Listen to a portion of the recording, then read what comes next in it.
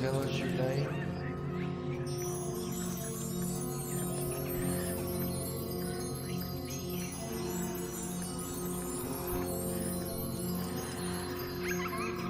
Did you live here?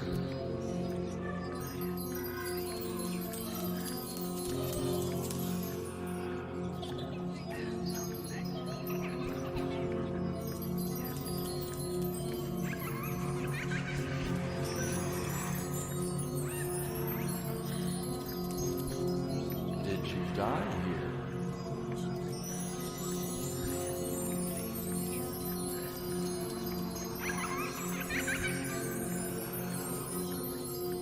Do you want to take a trip?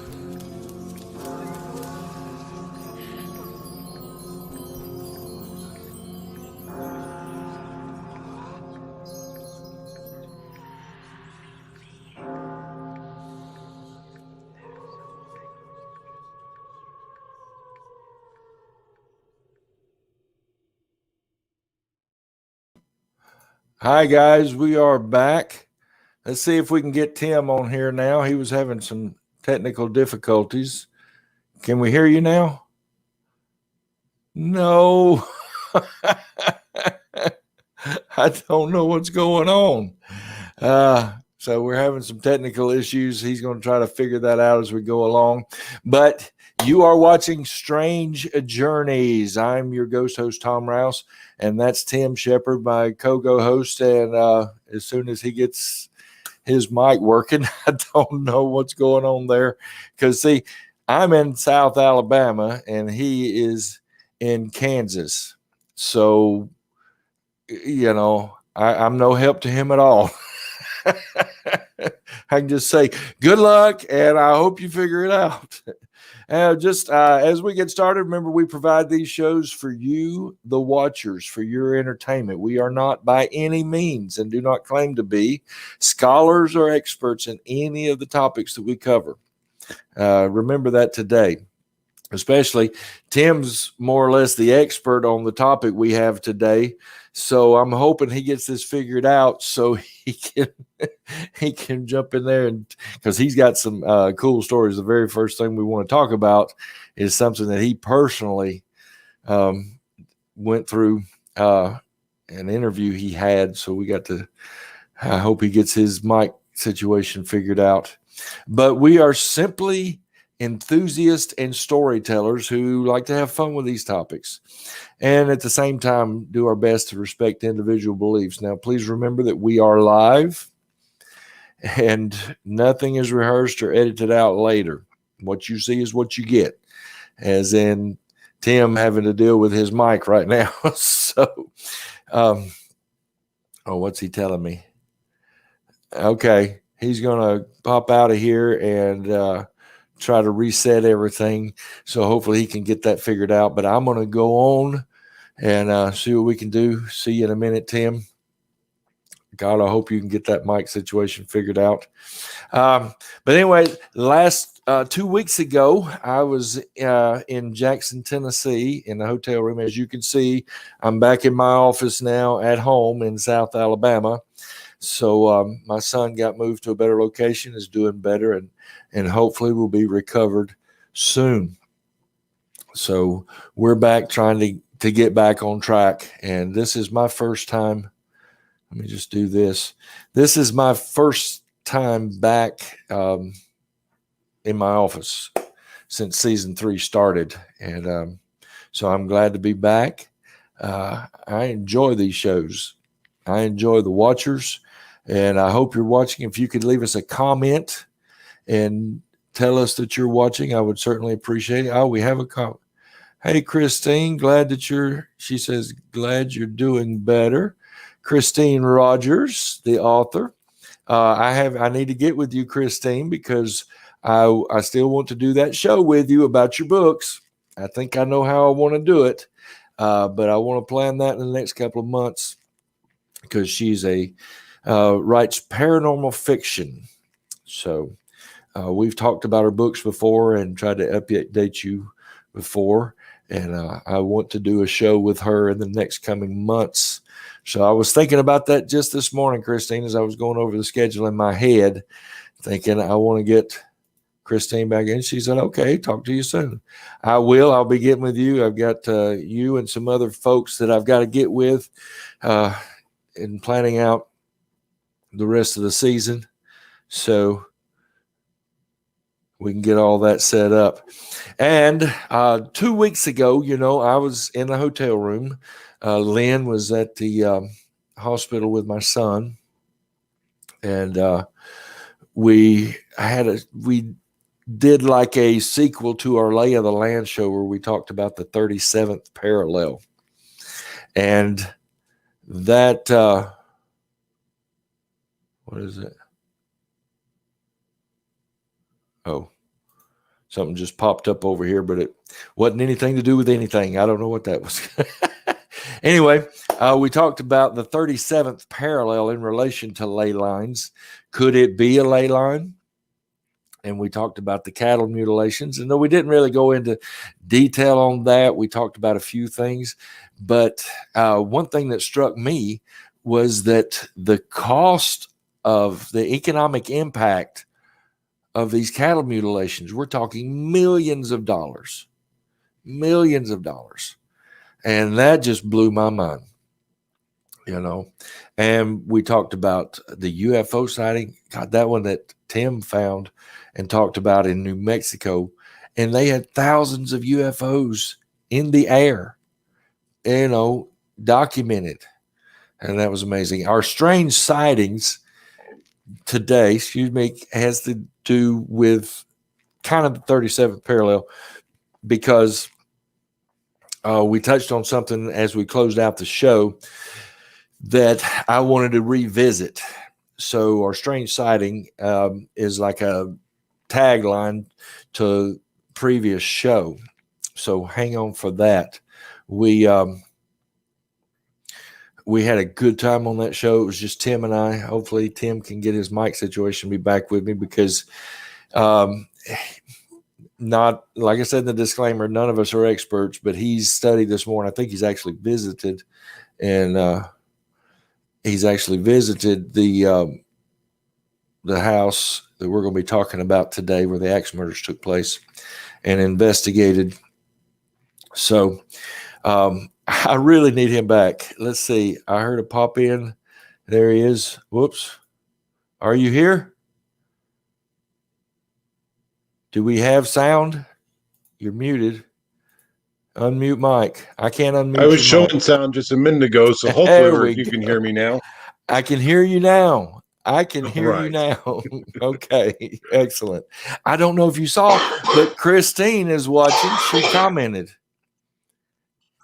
Christine Rogers commented. So good to see that she's back and watching this today.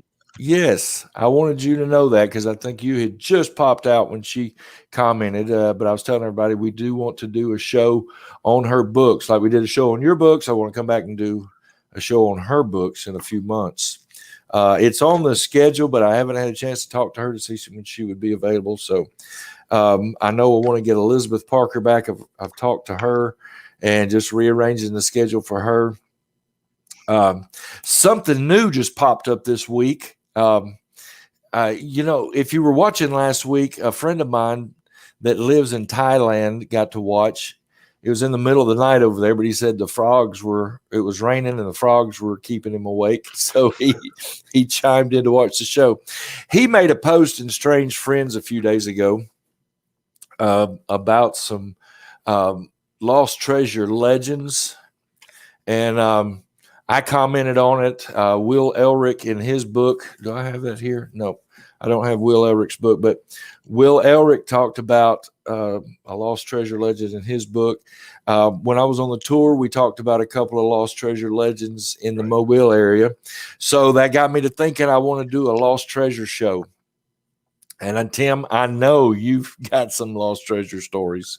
I do. I deal with here in Kansas, of course, we had the Knights of the Golden Circle that were very active. Yep. Well, we had a major outlaw that made the Mobile area his headquarters, and he is. I'm getting sound of water somewhere. Anyway, A dog's claws clicking on a floor. Oh, okay. But anyway, we told about yeah. And Christine, I'm sorry. I was talking to you on here. I didn't even comment. Tim is more focused and answering on the comments. I'm sorry.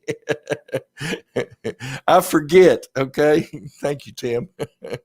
But anyway, supposedly this outlaw buried some gold in some whiskey barrels, and they gone missing. So anyway, we'll look into that. There was also a supposedly a Spanish galleon that had all of the payroll for all the soldiers stationed along the Gulf Coast, and it had all the gold to pay all the soldiers, and it supposedly went down in the Gulf, not far off of the coast of Alabama and Mississippi. So there's a lost treasure store. So we got several. We could do that would be a fun show. But anyway, last 2 weeks ago we did Lay of the Land 2, the 37th parallel, and I don't want to miss any. Hey, Christine, no worries. I spoke to you on air, so I just forget to comment sometimes. Anyway, like I said, I wanted to revisit that show just a minute and do like a little tagline in our sightings. But before we get to that, if you're watching on YouTube, please like and subscribe and sign up for notifications.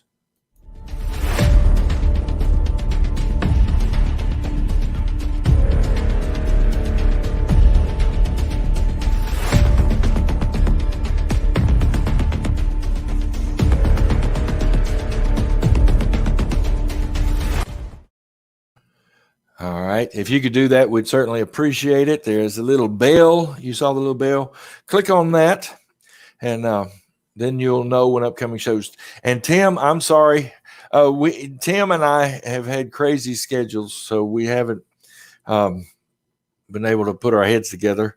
And I think you just added something to the outline that I missed, and I went right over it, talking about last show. What was that?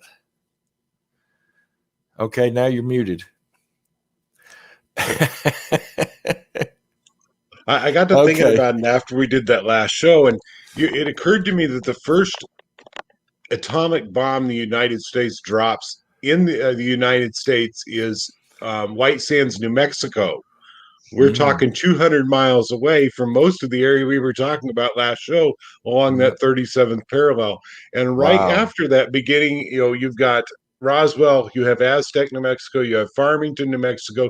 You've got like 10 different places in that area that begin seeing UFOs real close together. Wow.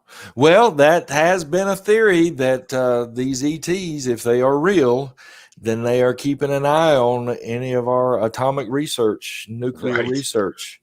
So they've been seen over nuclear silos. So that could be valid. I think you may be onto something there. And also, when you mentioned that, I thought about what was the John Wayne movie where probably the worst movie he made, and I'm a big John Wayne fan, where he played Genghis Khan. Oh, what was? I can't think of what that movie is, but I know exactly which one you're talking about. Yeah, it was probably the worst thing. I mean, why he thought about it, I don't know. I don't know why John Wayne would do that, but anyway, he did, and they filmed downwind from White Sands, right, within a few miles. And then there's been this urban legend that film is cursed. Right. And not every, but it's, I watched a documentary on it one time where it was amazing the amount of people that died from cancer after that worked on the crew of that film. And John Wayne, of course, in the 70s, late 70s, died of cancer. And anyway, that just reminded me when you mentioned that. That's what it reminded me of. That was another thing, John Wayne filmed that movie right in there. Okay. Right, exactly. Again, if you're watching on YouTube, please like, subscribe, sign up for notifications. And we do need help putting this show on. It doesn't cost that much, but it does cost something. And right now I'm footing the bill. We've got a few people helping us on Patreon, and we certainly appreciate that. They should be getting their swag soon. But if you can help us out, we would certainly appreciate it.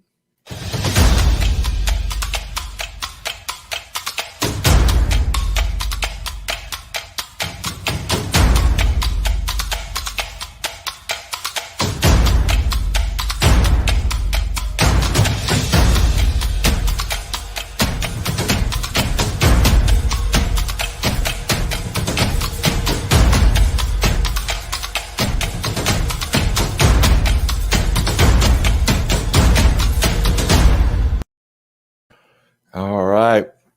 Yes, if you can, it doesn't take much. I mean, you can help us out as little as $3 a month, and I think you still get a sticker. And most of the patrons on there can actually become honorary ETs and join us on the show sometime. And we would love to have you on the show, whoever you are. Speaking of ETs, Donnie was supposed to be with us today, but he got a last minute gig across the bay. But I've asked him, I sent him a link and I said, hey, if you can pop in and say hi.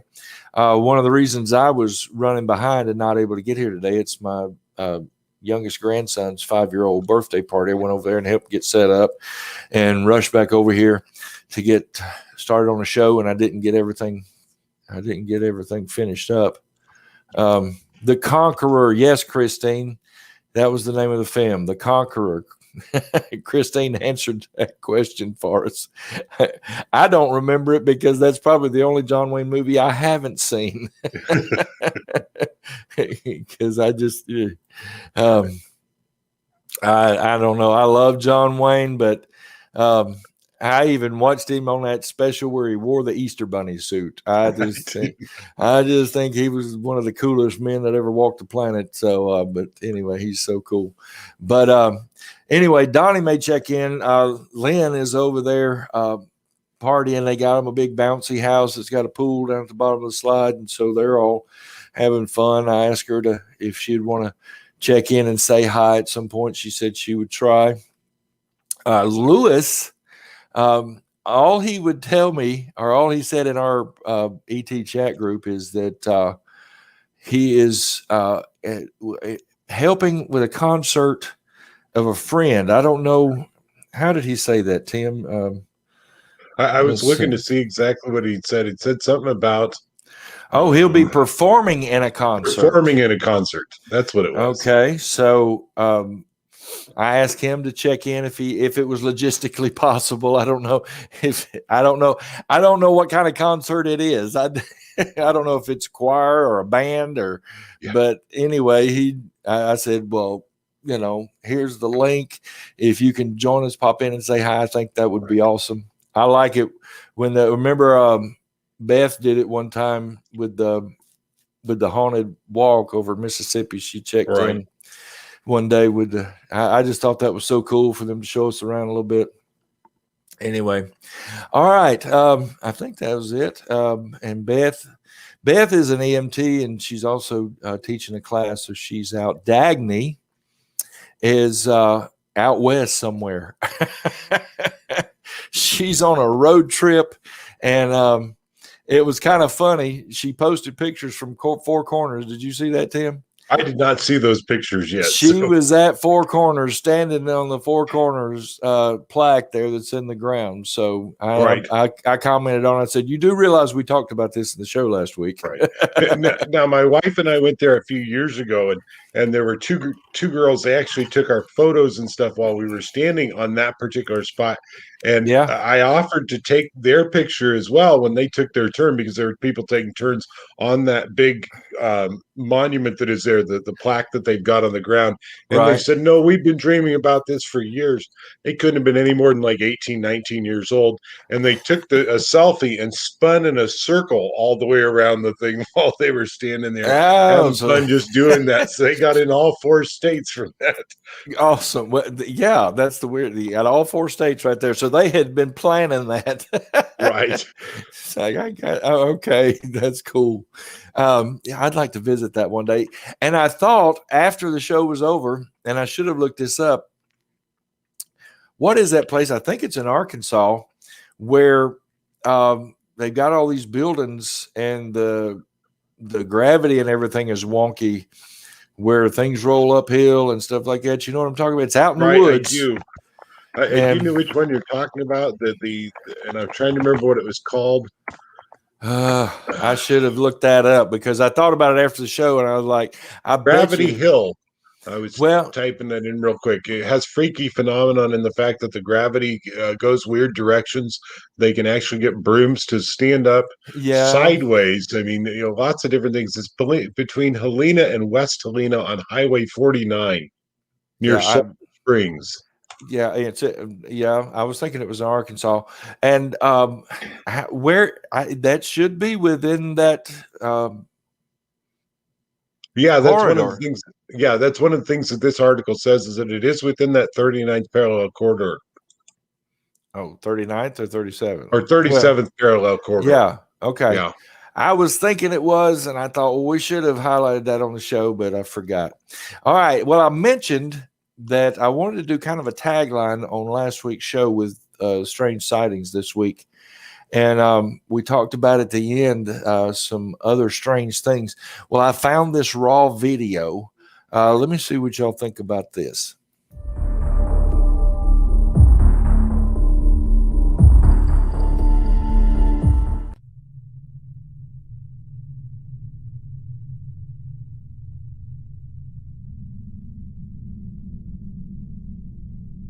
When you're not looking through this, sometimes you got to strain to see it.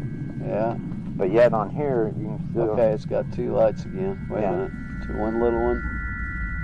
Wait, maybe 3. Hang on. Okay. Wow. Okay, now it's got one ahead of it. Now it's getting really, really bright. Real bright. Now it's got one ahead of it, way ahead of it. Might be coming up the road. Hang on now. I see 3 lights. Yeah, there was one behind the bigger light. There's multiple lights there right now. Yeah. Okay, now I'm seeing... Oh, I can't tell. I'm not sure. Okay. There was one little light that went into the bigger light to the left here.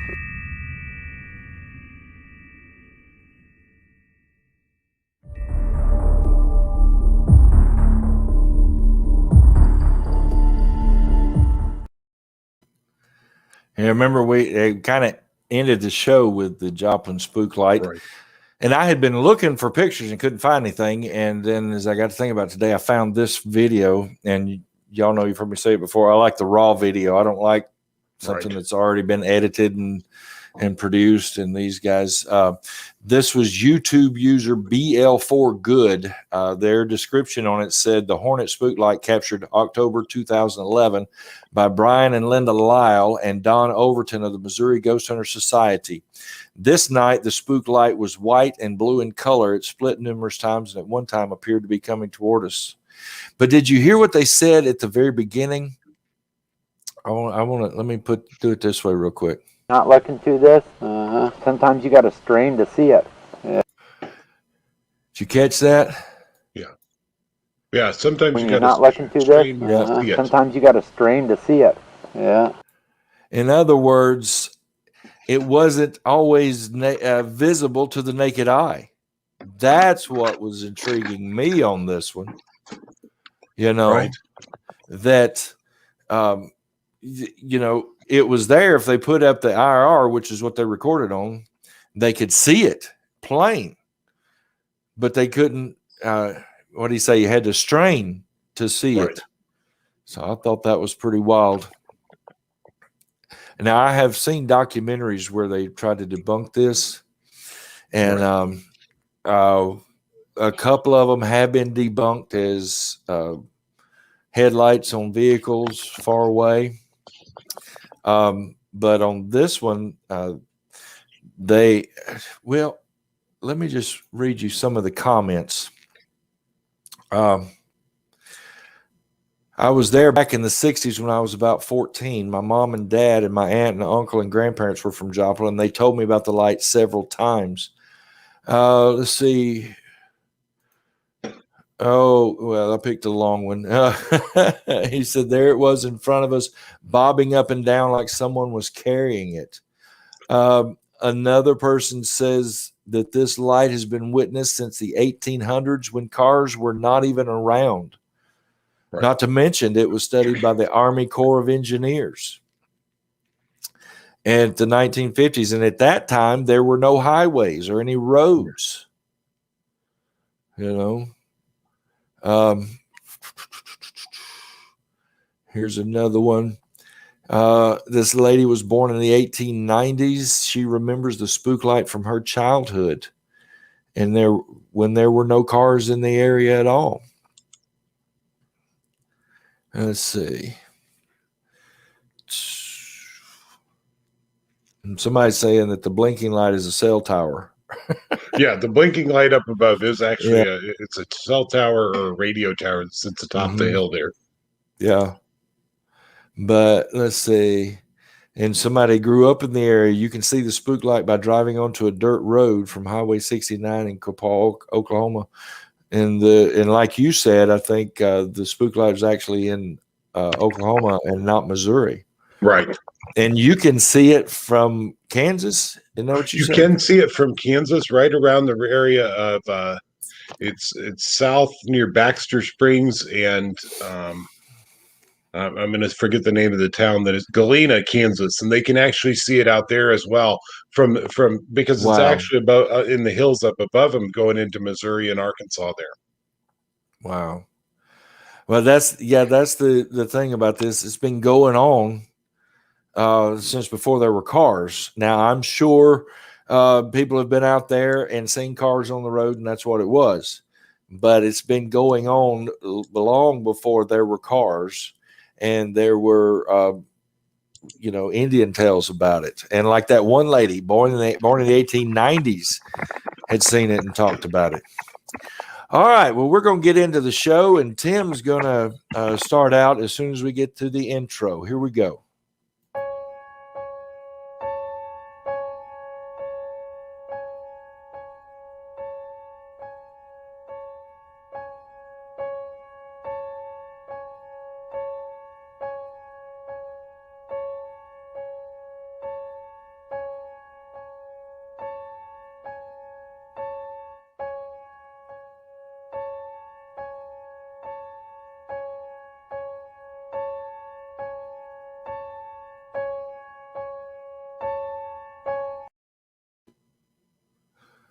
All right.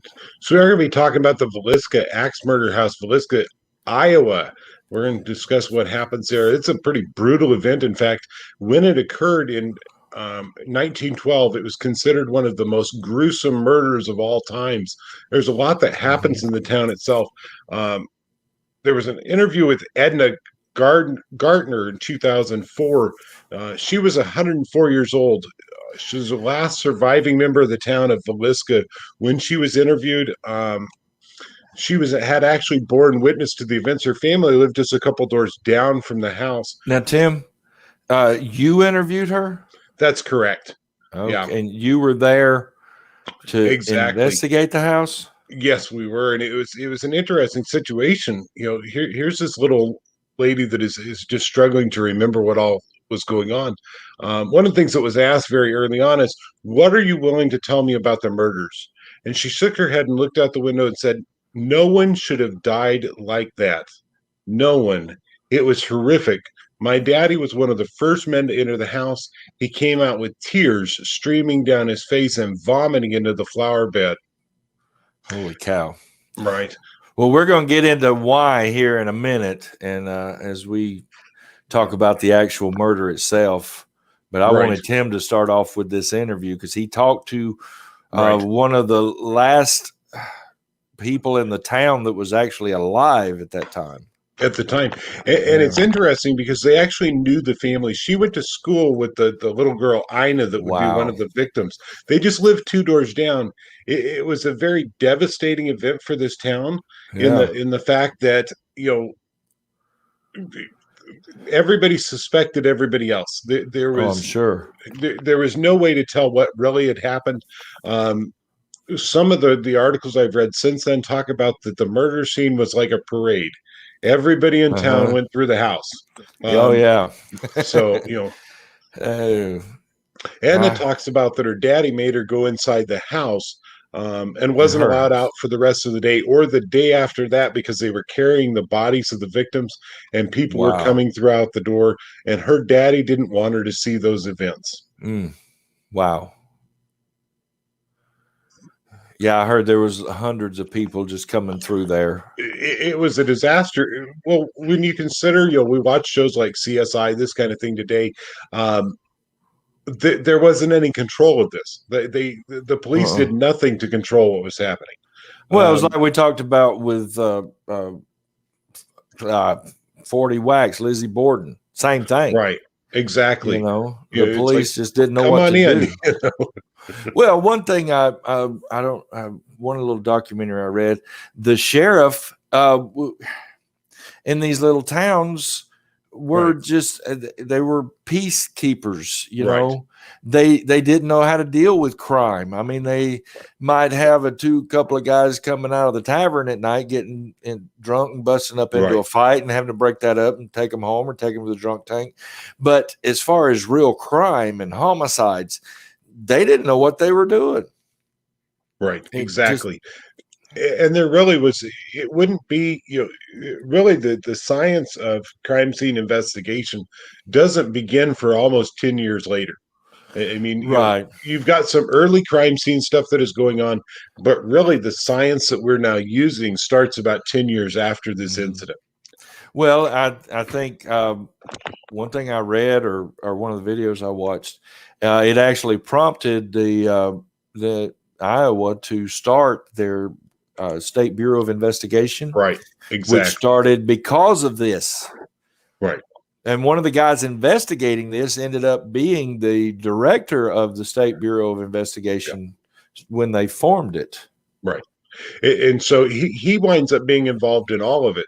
And he's involved with all the different suspects because we've got about 10 or 12 different suspects in this, one of whom was a visitor. And we'll talk about that one in town that somebody spotted, but nobody recognized him. And before they could get close enough to him, he disappeared down an alleyway.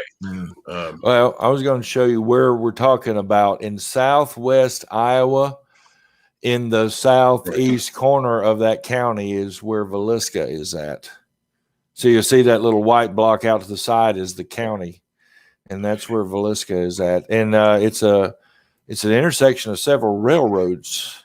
It is the intersection of several railroads. You've got the Santa Fe, Atchison, Topeka Railroad going through there. You've got the Union Pacific as well as the used to be Northern Pacific going through there, but that's all UP now. But all of those use that little town as a hub for their trains going through.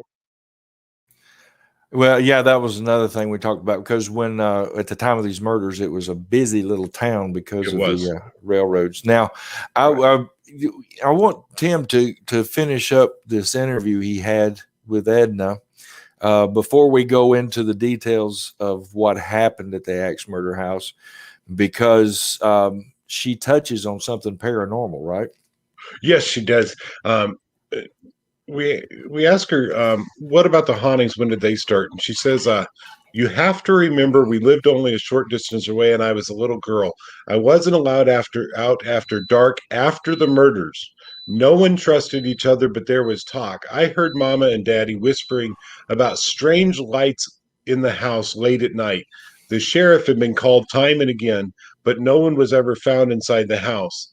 Whoa, okay. The Right. lights inside the house. Right.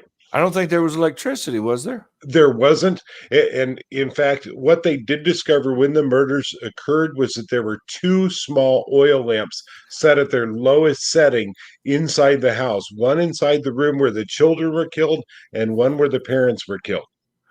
Okay, but but afterwards, Right. lights were seen in the house at Were night. seen in the house. Now, people don't even live in the house again until the 30s. Right.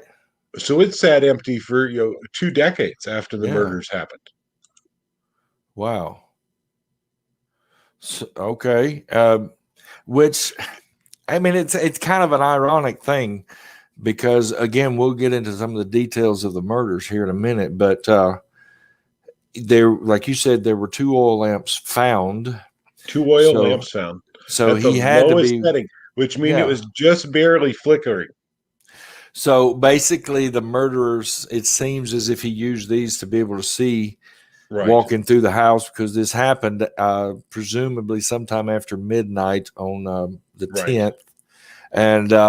And so he had to be able to see, especially if he was unfamiliar with the house.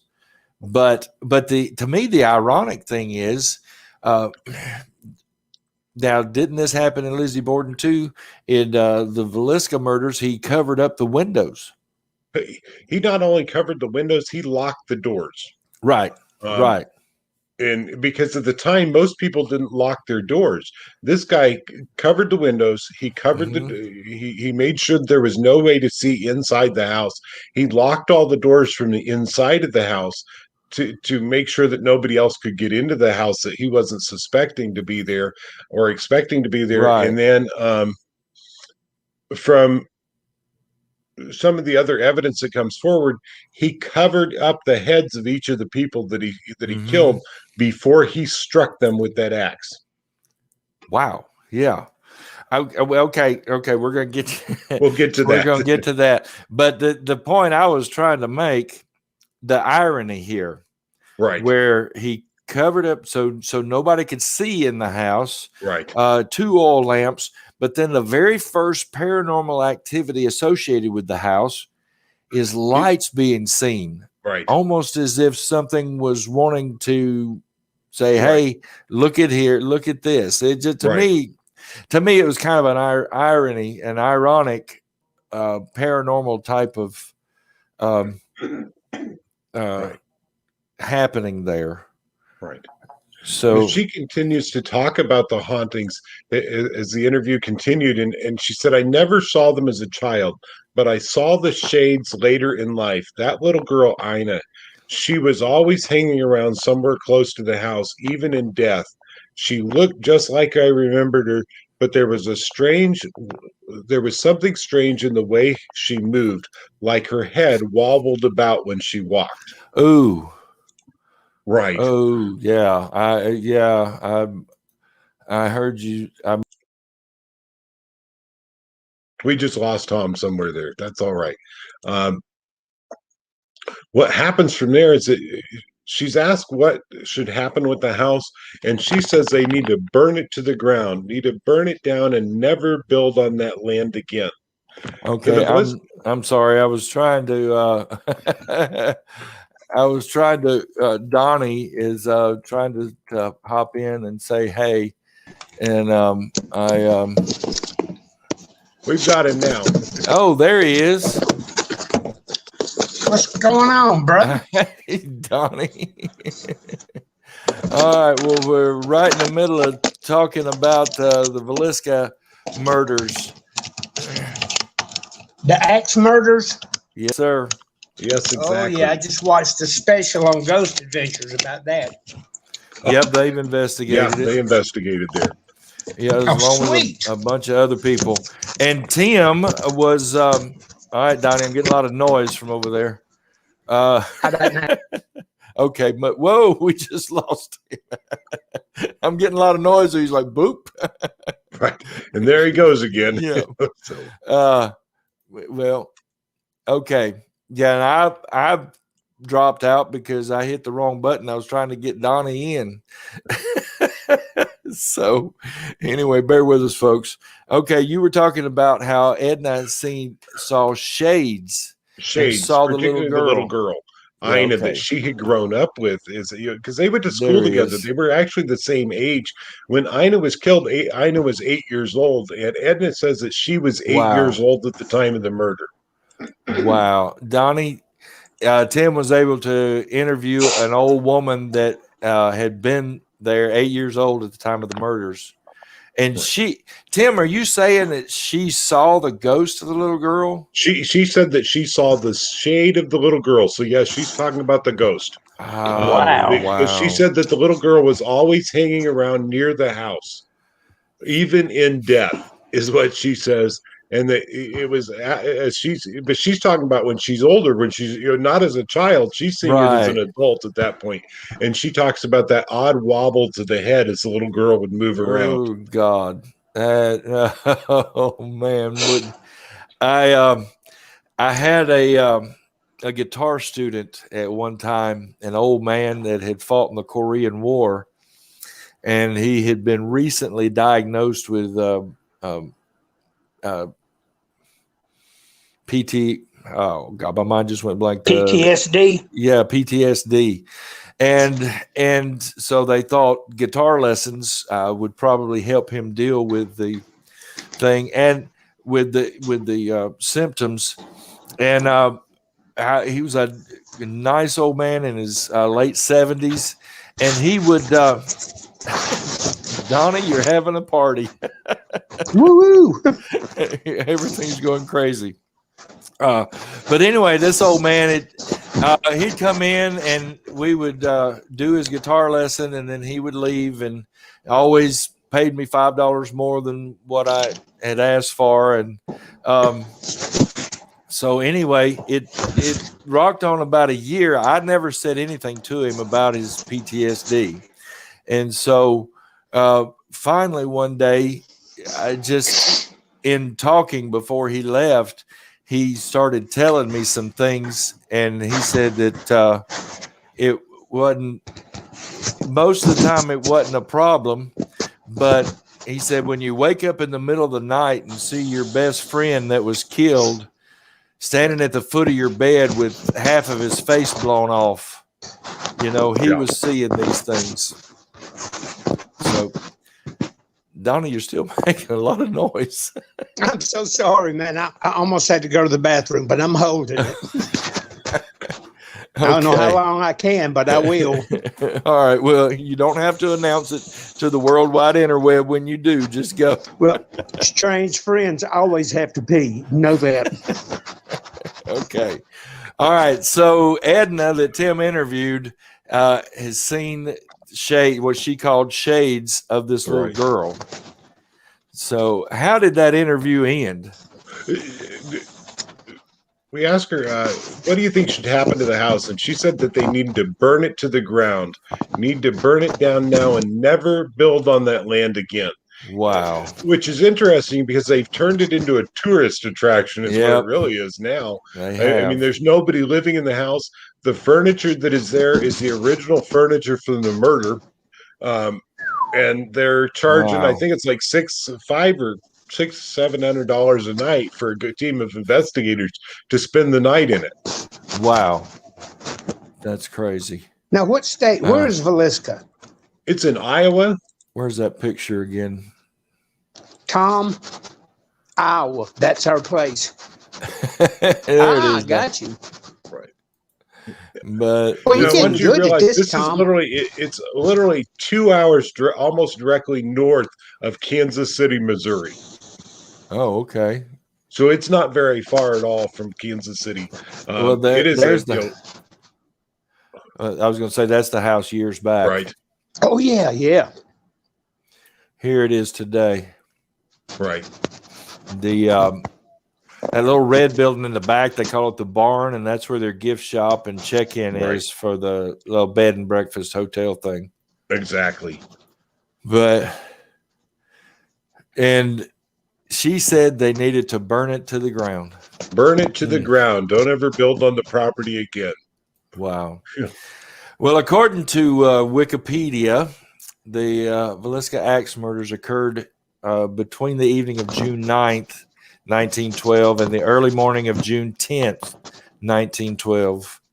The 6 members of the Moore family, and this to me, one of the most tragic things of this is it was not only the all 6 of the family, but 2 young friends that were sleeping over. Right. Lena and then Ina, that were sisters there, were the 2 friends that were sleeping over for the night. Ina was the one that was 7 at the time of the murder. Right. There was Josiah or Joe Moore. He was 43. Sarah was 39. Their 4 children. Herman Montgomery was 11. Mary Catherine was 10. Arthur Boyd was 7. Paul Vernon was 5. Right. And let's see. Yeah. Ina Mae, you mentioned Ina Mae and Lena. 8 and Lena 12. being 12. And so sometime they got home from a church function for I'll be right what back. was the Children's Day. All right.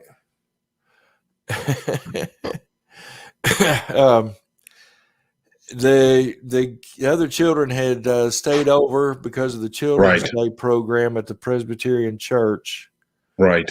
And the reason they got home 9:45, 10 o'clock, somewhere in there. Right about that time. Yeah. I thought Donnie was coming right back. I thought you were headed out. Sorry. Are you Are you still with us, Donnie? Okay. They were discovered at 7 a.m. the next morning. That's why they say June 10th. Right. Exactly. Because of the fact that they're not found until the morning is why they give it as a June 10th date. Now, the first actual article about that appears in their paper on the 11th and in the Kansas City Times newspaper on the 12th. Right. And they were discovered by the neighbor, and the neighbor, Miss Peckham, found out. Donnie, I'm gonna have to mute you. It's overpowering everything. But you can unmute yourself whenever you're ready to talk, buddy. But let's see. She couldn't get in because she found out what you said earlier. The doors were locked. The doors were locked. Yeah. So they call. Yeah. So she gets in touch with she gets in touch with Josiah's brother, who has a key to the house, Ross, and he's the one that actually lets him into the house. He's the first person to enter it. Right. He actually had a key. Right. And so he unlocks the front door with his key.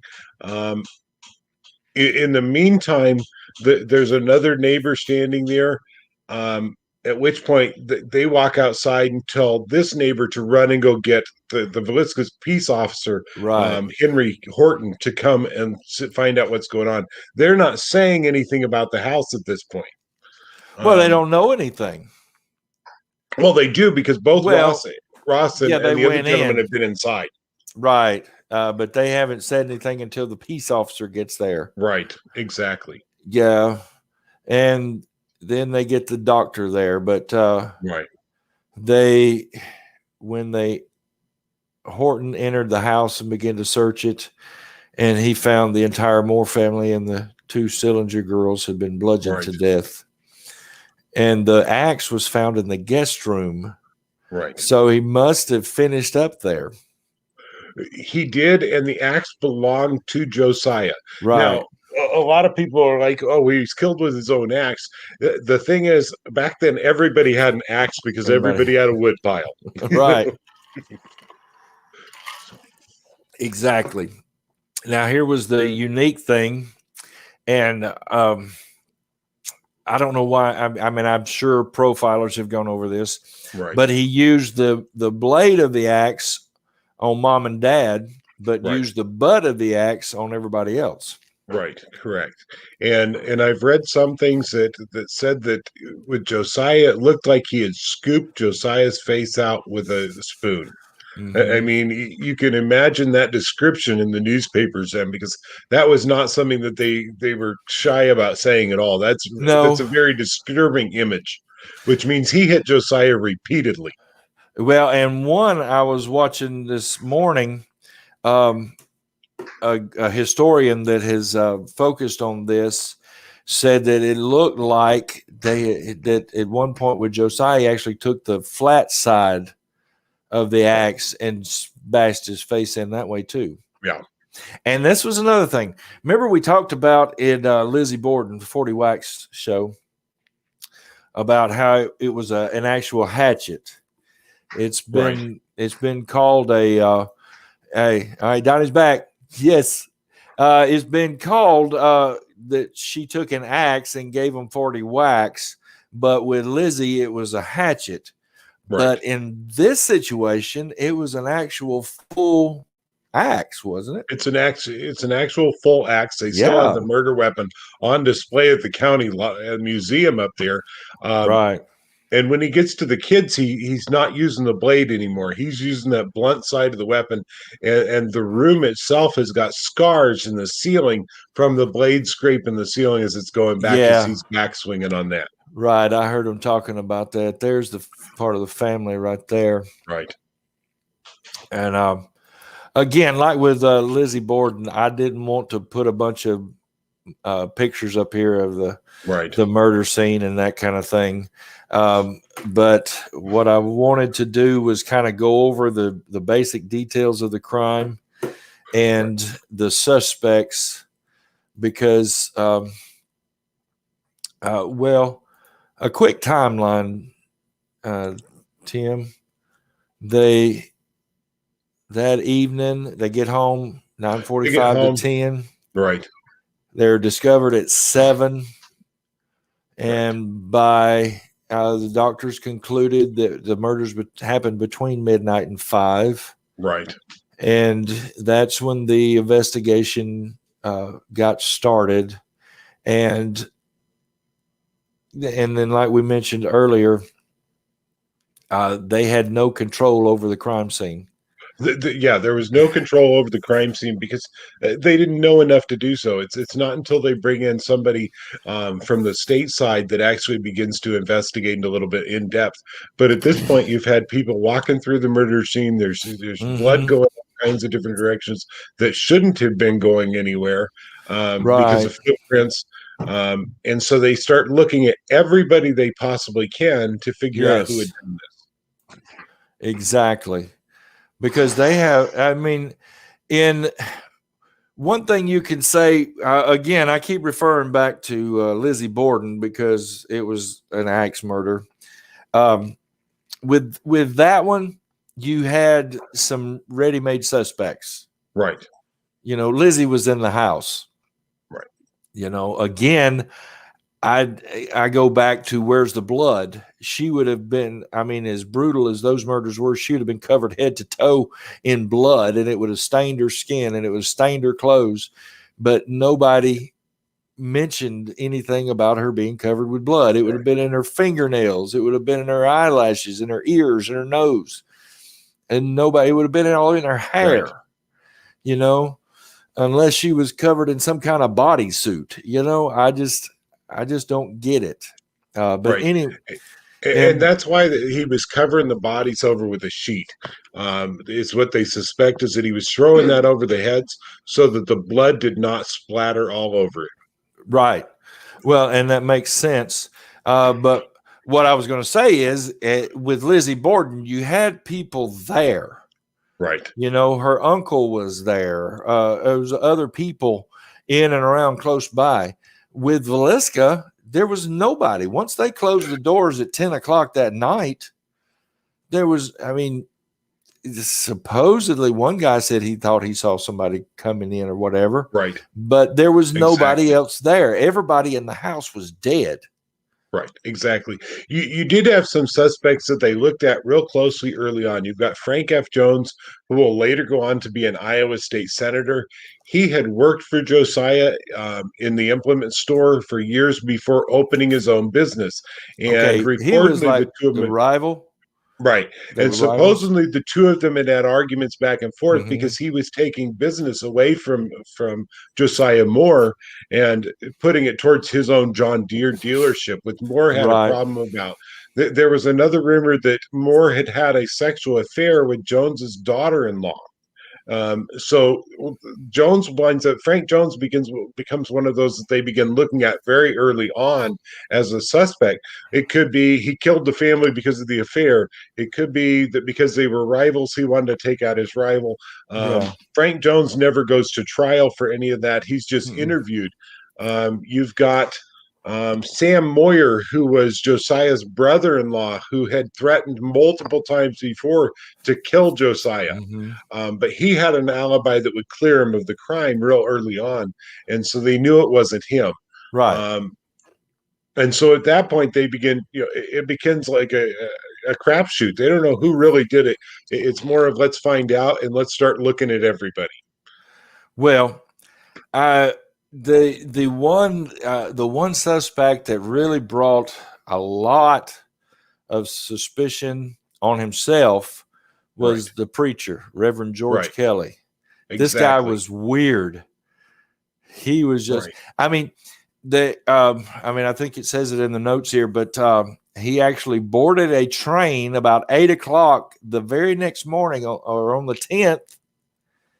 And is telling people on the train, oh, they found people down in Villisca that was, murdered in their homes with an axe. Well, how does he know? Yeah. And so he's actually put on trial twice. And in the first trial, he admitted to the murders.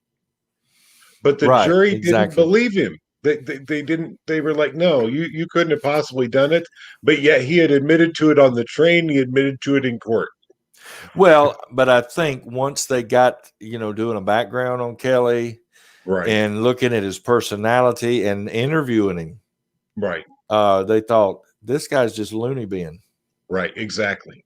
I mean, he was seemed to be a sexual predator. Right.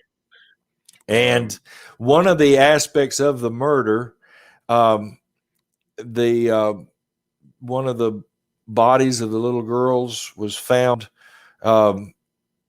unclothed from the waist down and kind of leaning off of the bed. Right. And again, we want to try to, I put an 18 and older warning on the YouTube channel, but I couldn't do it on everything else. But we don't want to get into too much detail. But they found no evidence of any sexual act. Exactly. Right. He had not actually, whoever the killer was, had not actually done anything to her. Well, they found no evidence of any sexual violence. Right. But they found the pound of bacon. Right. Or 3 pounds of bacon. What was it? Right. Yeah. Yeah, but it was cut off from a slab down in the pantry.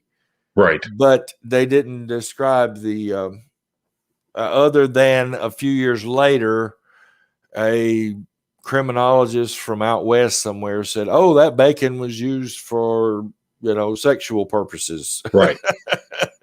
So, but they didn't find any evidence of that either. Right. So,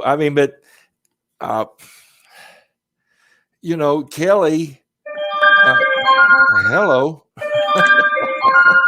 Well, that'll wake you up. But Kelly had these sexual tendencies and had asked women to pose nude for him and was peeping Tom and all this kind of stuff. But there really wasn't that overtone in the murders. There was a couple of things that were like, well, maybe that was a sexual overtone, but to me, that's kind of why they veered away from Kelly, because he was just kind of loopy and then he was more of a sexual predator, and these murders to me don't reek of that, as some others we've heard about through the years. But so even though they took Kelly to court twice, or would just indicted him twice? Is that what? No, they took him the first time that he went to trial for it. Yeah. The jury, it wound up with being a hung jury. And the jury was hung because of the fact that most of the jury did not believe he had committed the murder. And so they took him to trial a second time, and he's acquitted the second time. Mm-hmm. Right. That's right. So, and then from that point on, he can't be tried again. I mean, he's been acquitted for that murder, for those murders, but anyway, just, I think I know where your brain is going, Tim, on a viable suspect. So let's touch on a couple of the others before we get to that one. Okay. Well, let me back up. Frank Jones, okay. You mentioned. Donnie lost him again. Here was my thoughts on Frank Jones. You know, he was a business rival. And right. Then there was a hint of an affair. But, you know, to me, those were directed at Joe. Right, exactly. Not an entire family. No, not the family. I mean, to me, they didn't show enough evidence for Frank Jones. Sure, he would love to get his rival out of the way. But at the same time, is he going to commit mass murder? Or so I even heard a speculation this morning that he may have paid someone to get Frank out of the way. Now my brain could go that direction a little easier. Right. You know, if he paid somebody, then they go in there and take out Joe, and it's like, oops, his wife heard me, boop, got to take out her. And then the kids, you know, and then right. And then the next thing you know, the murderer's got to take care of everybody, you know, to get rid of any witnesses, and, you know, basically screws up. I don't see Frank as actually getting out and doing the dirty work. Right. And at which point they begin to look at William Mansfield, who worked for Jones, and thought, well, you know, Frank Jones, and thought, well, this is the guy that it's got to be then. And they start looking at him, just because there are people that thought very early on, before and after the Villisca crimes, that he was a serial killer himself, and that he had killed both his wife, his own infant child, and his in-laws with an axe 2 years after Villisca, as well as a couple incidents before Villisca that he had been accused of but may or may not have been involved in, every time with an axe. So Yep, I remember. Yeah, they were talking about him on that one I saw this morning. Right. But he, I think, was he the one that could produce his pay sheets for work? Yeah, he was able to actually show what his pay sheets were, and they threw him in prison. He was actually not for the murders themselves, but they kept him for a very long time period in jail until the end of 1916 or something. And he was awarded by the state of Iowa more than $2,000 for having sat in jail for a crime that they couldn't convict him of. Oh my God. Oh my God. Well, again, you know, the supposition is that he may have been hired by Frank Jones. Because the timesheets and the pay stubs that he could show came directly from Frank Jones.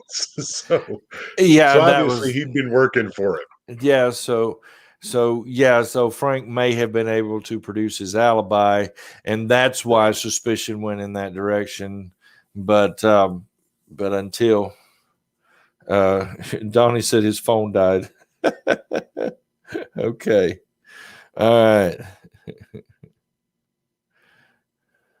Then we come to Henry Lee Moore, who was in the area at the time, and he winds up actually being a convicted serial killer later in life. He's convicted of a total of 7 murders by the end of 1917. So he's got lots of kills that he had.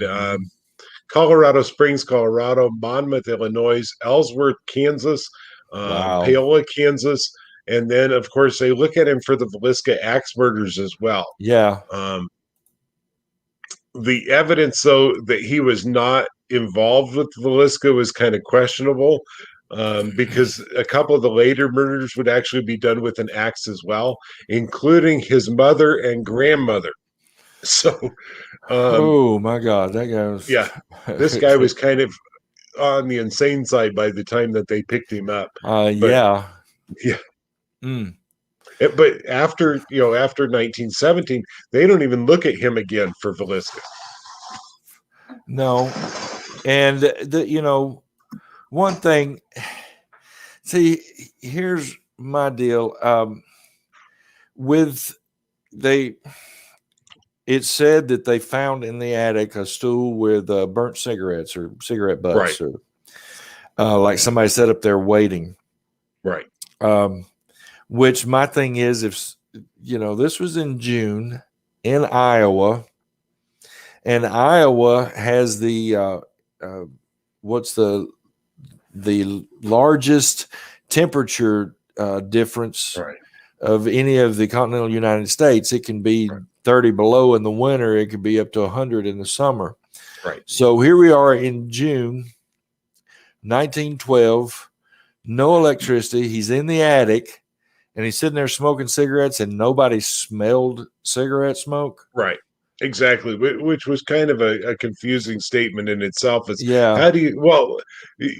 But then you go back to the fact that there had been that child's program at the Presbyterian Church, and you look at the timeline of that started at about 2:00 in the afternoon and lasted until the family didn't get home until almost 10:00. Right. Well, yeah, I guess in that case, somebody could have been sitting in the attic waiting for him to get home. But it's just kind of convenient, right, to say, well, we found this chair in the attic and cigarette butts for somebody been smoking cigarettes, and then stayed there till 10:00 at night. We have no. I mean, it was obviously a crime of opportunity. I mean, it doesn't look like somebody had it out for the Moore family, in my opinion. I could be wrong. And for say it's the murderer came in, hopped a train as a hobo and walked into town and says, I'm going to sneak into this house and get me something to eat. He cuts off a slab of the bacon to take with him, and then all of a sudden the family shows up, so he's got to hide in the attic. And then when they all get to sleep, he comes down and kills them all. Unless he's just a psychopath. Right. I don't know. Which brings us to Paul Mueller. And Paul Mueller's story is going to be completely different when we get to him, because he's not even suspected at the time. It's not until 2017, when a book by Bill James called The Man from the Train is released, that Paul Mueller becomes a suspect. And we'll never know if it was Paul Mueller or not, because of the fact that he's long gone. Right. True. Nobody can ask him. There's no deathbed confession. Right. So basically, Paul Mueller, and you go ahead and tell this basically about him, but he was what I just talked about. He rode the rails and would go in town and kill somebody, right? That's the suspicion, is that his very first murder, though, actually occurs in 1898 in Massachusetts, where he gets into an argument with an employer. And while he's arguing with that employer over money, the employer kicks him off the property, walks away. He goes back that night and he kills a family of 4 with the blunt side of an axe. It's his very first murder. And he steals the money that he was owed, plus a little bit more. Now, they'll spend 6 weeks in Massachusetts, New Hampshire, and Maine chasing him, because he's jumping from one train to the next, trying to keep away from him. The theory is that he doesn't kill again until 1903 in Maine, over somebody calling him a short, stupid man. And we know from record that he didn't stand any more than about 5'6", and that he was about, he was a very stout man, was the other thing that they said about him. He wasn't very tall. And that night he goes in and he kills that family as well. And then from that point forward, we lose track of him. But there's a huge number of incidents across the United States until 1913 that they can now say this was probably Paul Mueller making his way back and forth across the country. So basically, and I think this was the show I was watching with the Villisca House historian. I think this is what he was referring to. Because he didn't give a name, but he said there were some axe murderers in the years prior in different locations that had some similarities. And so that's kind of the way he was leaning. 59 other sites across the United States. Wow. Between 1903 and 1913. In no place did, if he was a serial killer, and if he was the one doing all of these acts, he killed no less than 4 people in every place. Holy cow. And then, and what Wikipedia says, like kind of his MO was he selected families who lived near railroad tracks. Right. He stuck, they ambushed them in about midnight while they were asleep. Right. Used the blunt side of an axe rather than the blade to strike the victims in the head and the face. Used an axe found in the victim's home and left in plain sight after the murders. Covered the victims with blankets to prevent blood splatter. Right. And covered the windows from inside the house and locked the doors behind him. I mean, we've got this modus operandi in all of these murders and in Villisca. In every single one. Now, here's the interesting part about Villisca that got missed until the book that the Man from the Train comes out, is that on July 7th, 1912, in Paola, Kansas, there is a family of 4 killed in the middle of the night. The Kansas City newspaper said the details were carefully arranged, even spreading the sheet over the heads of the victims, apparently to keep the blood from splashing on the murderer. And it breaks down every single one of these incidents, 59 across the country in a 10-year period. He would leave behind the murder weapon. He would leave behind oil lamps that were lit at the lowest point and left burning. It looks like he made a change about 1909, where he started trying to burn the houses down for about 3 months, and then he gave that up too, and just would leave the bodies behind. Wow. I know it's all circumstantial, but here in Villisca, they ran out of viable suspects. They did. Think about it. I mean, anybody that was even close by, they put on trial, basically. They investigated anybody, but nobody was involved. Villisca is a city that still does not trust its own neighbors. True. We're talking a century later, and they do not trust each other, all because they all blamed everybody else in town for what had happened, when it could have just been somebody hopping off a train. Now, we'll talk about the theory, though, with Paul Mueller when it comes to that. I just mentioned Paola happens 3 days before. The incident Paola in particular, there's some things that happen. First of all, the first house that they think that he goes to is actually the town sheriff's house. And the sheriff's dog hears a noise and starts barking. So he gets away from the house, but he leaves the window screen laying on the ground. And the sheriff finds it the next morning, right about the time as the murders are discovered, 3 doors down. And so he moved just far enough away from the sheriff's house to commit murder in a second place. And the timeline on that means that he missed the next train leaving Paola. So Paola is literally a 3-day walk to Villisca. In fact, James, who wrote the book, Bill James, he would actually make the walk from Paola to Villisca to see how long it took. And it took him 3 days to walk to Paola, or to Villisca from Paola. And they think that's what he did, is that he missed the train in Paola and walked to Villisca 3 days later. And so he shows up in Villisca on the 9th, on the evening of the 9th, or sometime during the day of the 9th, and sits and waits. Wow. So, and I mean, you kind of wonder. I go back to this thing of him covering the victims. right. I just, I would think, you go to lay a sheet over them, they're going to wake up.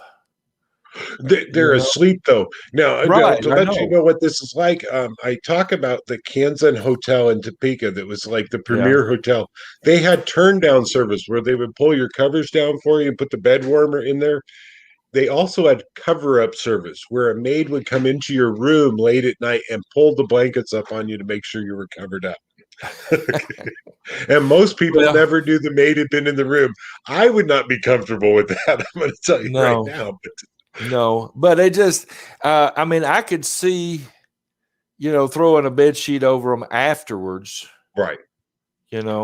But I would think, going in there and taking the time to cover them up before you smash them with an axe, that unless you do it immediately, just throw it and then swing. I don't know. That one's kind of, I'm not disputing it, obviously, because it happened. Right. But that one doesn't make a lot of sense to me. It does to me because when you look at the timeline that occurs over all the years that Paul James begins to point out, the earliest two murders, there's no control of the scene. But as the murders get further and further along, it looks like whoever is committing the murders has become very skilled at it, and they found ways to avoid evidence. Okay. I see what you're saying so there. At this point, and even we can see that in criminals today. The further along in their criminal career they go, the more skilled they get at covering up what they're doing. Practice makes perfect. Right. All right. I wanted to, before we close out Paul Mueller, or I'm going to ask if you have anything more on him. I do. I want to get into the paranormal side of it before we close out. So Go ahead. And we'll tie this in. In July 18th, 1905, there was a family in Topeka, Kansas, killed on a farm on what is now Wanamaker Road. It's actually one of the main corridors in Topeka now. It's the business district in Topeka is what it really is. And they actually, what happens is a family of four is killed. They're killed with the blunt side of an axe. Again, the MO matches up completely. Small oil lamp, axe taken from the murder scene, left inside the house. They've covered up the windows. The doors are locked. Well, they convict a guy by the name of William Cowboy Bronwyn of the crime in 1905. They claim that, or 1906 is the year they convict him, and say that it's him that did it. And it's all based on circumstantial evidence. They would actually convict him on the fact there was blood on his clothes when they arrested him. He said that he had been butchering chickens the day before and got blood on his clothes. Most people didn't change their clothes the next day.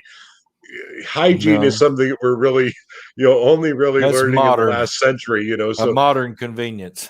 Now we also, the use of microscopes, they wouldn't find out the difference between chicken blood and human blood for 10 more years. Right.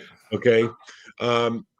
He had worked for the family off and on, which was another circumstantial thing.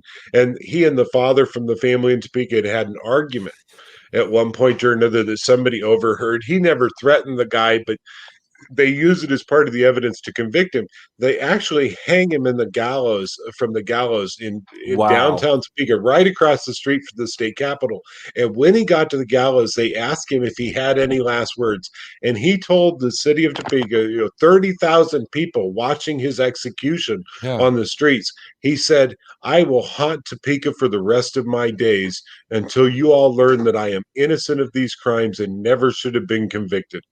Now, what has happened since then is that ghost hunters all over Topeka run into Bronwyn's ghost. In fact, on tours, I get people that have got the ghost boxes running, or they're running the ghost radar, and Bronwyn will pop up and they'll go, "Cowboy, Bronwyn, innocent," are usually the words that he'll come up with. In fact, last night when I did the tour I was in downtown Topeka behind the Jayhawk Theater, and we were using a GV13 spirit box, and the guy just went, "This guy just said, Bronwyn, I'm innocent." To this day. To Awesome. this day. So We- of course, We it's have a interesting similar to one see here. that tie-in as you start to tie into exactly what was going on the paranormal side of it. So that killing had the same MO. Had the same MO. Exactly. Wow. 6 years Wow. earlier. And that particular spot is less than half a mile from the railroad tracks where the farm was. I mean, it's looking to me. I mean, I know it's all circumstantial.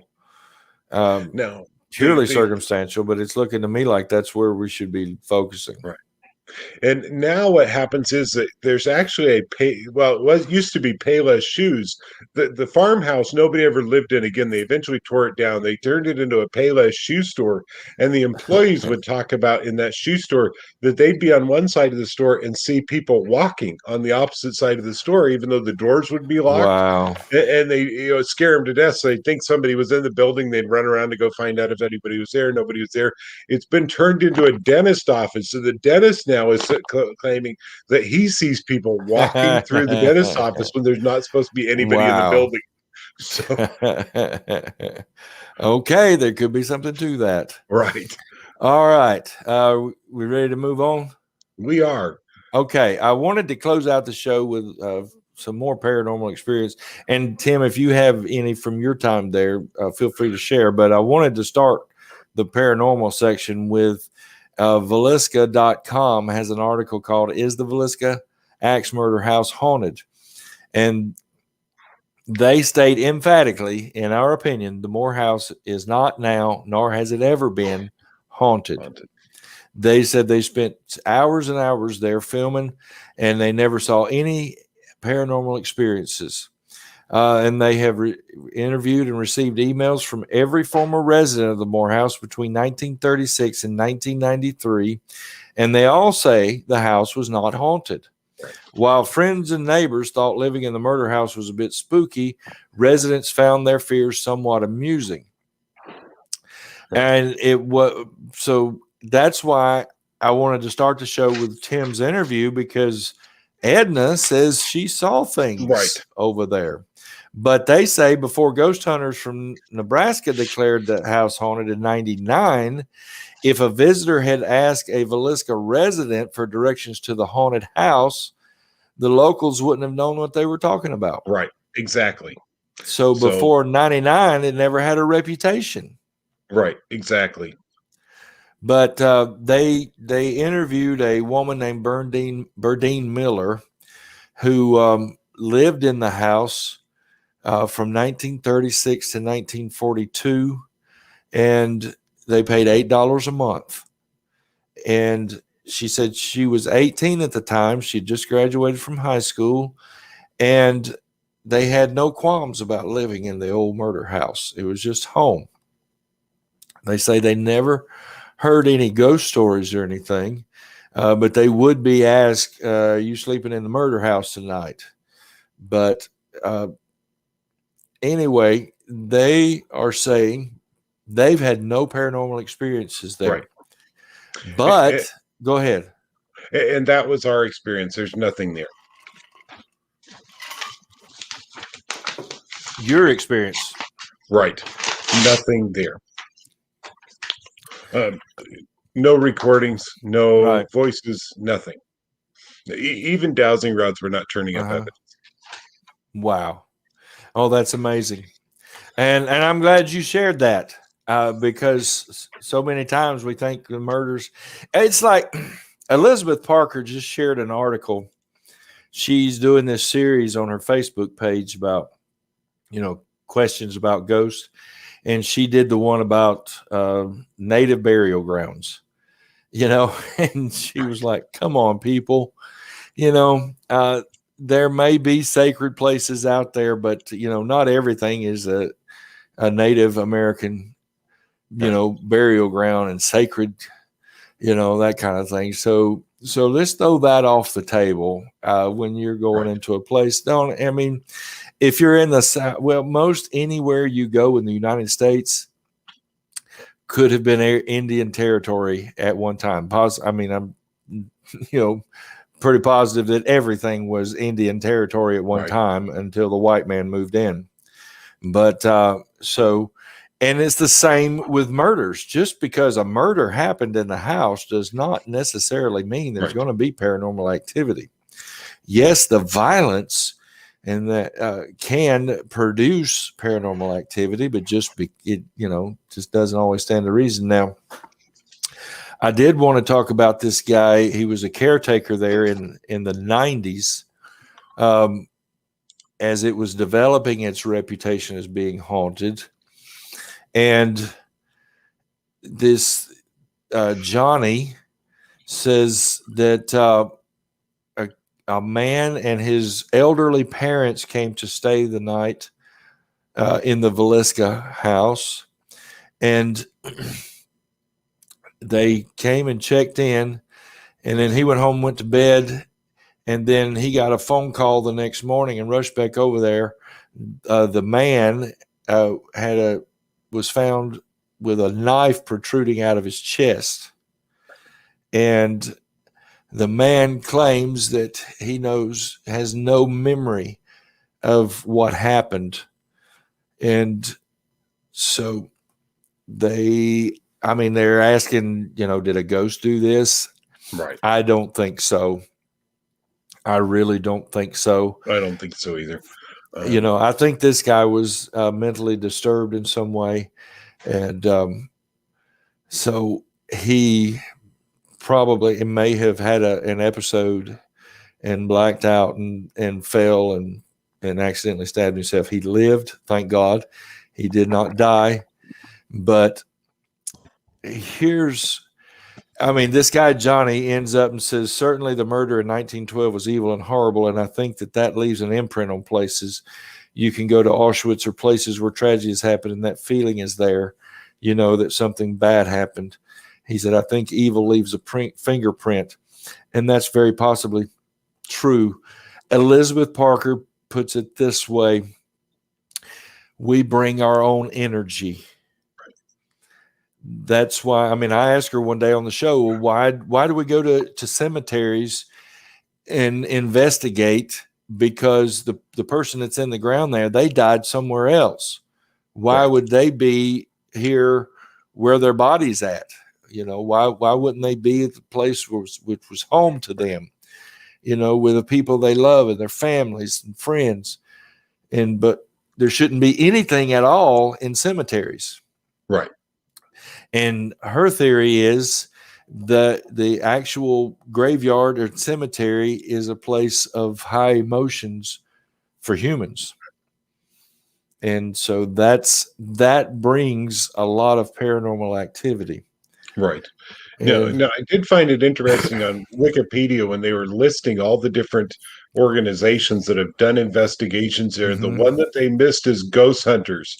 And Ghost Hunters is the other one that said they saw nothing and could prove nothing inside the house. Right. Right. Yeah, Ghost Hunters has done that a couple of times down here, but in places that locals say it's haunted. Right. Exactly. But I didn't want to. I wanted to. I wanted to talk about the paranormal in association with Villisca House, but there's not much out there other than the TV shows. Yeah. And then in the TV shows, it's just highlights. You know how those shows are. Right. Exactly. And you go on YouTube and it's just highlights. And we have, over here, Tim right there has investigated there, and he didn't pick up anything. Some of the other sites, the one in Paola, the one in Topeka, there's something there, but whether it's something related to that site, I can't guarantee the one in Topeka is related to the fact that the murders were done there. True. It's just something that is there. Right. And I think, again, Tim, we'll go into final thoughts. My final thoughts are, if you go looking for something, you're probably going to find it. Right. But just to say that Villisca is haunted by mere fact of murders having happened there, you know, that's why I don't. I mean, when I go investigate a location, I don't want to know, things like that. If I mean, some basic history, yeah, to know, where I'm stepping into, but I don't want to know any thoughts or supposed paranormal activity. I try to go in with an open mind. I'm not perfect. I can have confirmation bias, but my final thoughts are Villisca House is, to me, even though it's a murder house and has a sad, tragic history, I wouldn't be afraid to go there. Right. So, for me, the final thought is, after having read this book and doing my own research based on what I had read, I think that it was a serial killer. I think that we had probably one of the most significant serial killers in U.S. history wandering this country for more than 10 years, and he got away with it. And it's sad because the number of people that he killed, the lives that he took, is just unbelievable. Tragic. In the end, it is. I tend to agree with you. I kind of got off on my final thoughts into the anti-paranormal side of things, but I agree with you. Just from everything that I've looked at, I'm no criminalist. I'm not a forensic investigator, but just from what I've read over and what Tim has uncovered, I think I think I'm leaning in that direction as well, because everything is the same. Right. If it walks like a duck and quacks like a duck, right, you probably got a duck. It probably is a duck at that point. Yeah. Yeah. So, I mean, and the covering of the faces, the covering of the windows. I mean, a profiler could probably read into all that, but when it happens over and over and over and over again, you're right, Tim. I think that's what happened. Yeah. So exactly. All right. Well, we're going to come back in 2 weeks. I'm hoping to do our next ghost hunting show in 2 weeks. I've got to finalize some things before I can officially announce it, but we're going to close out today's show.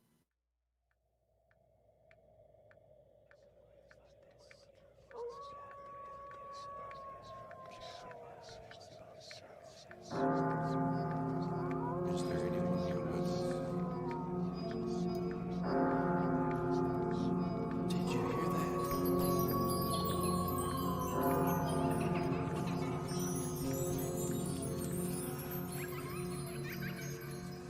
Can you tell us your name? Again, watchers, thank you for watching. And like I said, in 2 weeks, we're going to try to be back with another ghost hunting show. But again, I've got to make some finalists. But 2 weeks after that is my birthday, and I want to do one that I've been wanting to do since we started this show. So we're going to do it on my birthday in 4 weeks, called The Axe, Jack, and Holmes. And about some more along this same line, but some serial killers that I think might just be related in some way. So we're going to close it out. We'll see you in 2 weeks, Tim. Thank you again. Awesome job. Thank you. Great I'll see y'all in research. 4 weeks. I am gone in 2 weeks. I won't be back for the next show, but I'll be back in 4 weeks. Okay. All right. Well, we'll see you then. Thank you, everybody. Thank you, watchers. Bye, everybody. Bye-bye. Thanks for watching.